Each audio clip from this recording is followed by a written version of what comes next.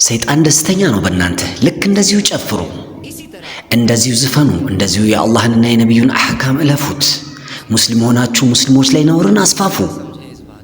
በትክክል ግን ተረዱ፣ እኛ ሟቾች መሆናችንን ሁሉንም እንተወዋለን። አንዳንድ ሆነን አላህ ፊትም እንቀርባለን።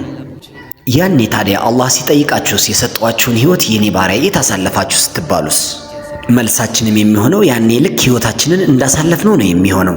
ሰርቼ ያሳለፍኩትን ነው የምናገረው። እኔ ስምና ዝናን ፈልጌ ራሴን ሞዴል ለማድረግ የምለፋ ከሆነና የአላህንና የነቢዩን አሕካሞች ችላ ብዬ አልፌ ከሆነ መልሴም ይሄ ነው የሚሆነው።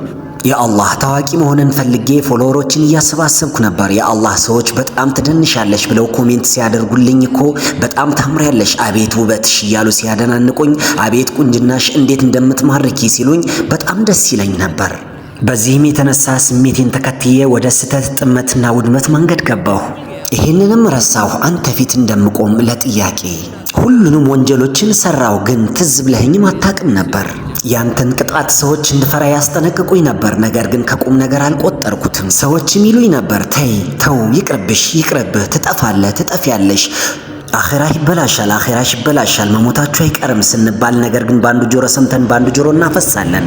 እና ምስቲ ንገሩኝ፣ ሁሉንም ጉድለታችንን የሚያውቀው ጌታችን ለሰው ልጆች ግልጽ የሆኑ የቁርአን አያዎችን ያወረደው ምን ማድረግ እንዳለብንና እንደሌለብን እንድናውቅ ያደረገን ጌታ ይሄ ሆኖ ያለኛ ሰዎች ግን ለጥቂት ሰከንድ ደስታና እርካታ ብለን የአላሁ ተዓላን ሁሉንም የቁርአን አያዎችን ትእዛዞችን እንጥሳለን።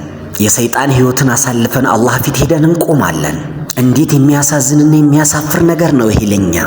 አላሁ ተዓላ ሕይወትንም ሰጥቶን የሚያስረዳንም ልኮልን፣ ነገር ግን እኛ ነፍስያችን ያለችንን ብቻ ፈጸምን። አላህ ያለንን ማድረግ ትተን።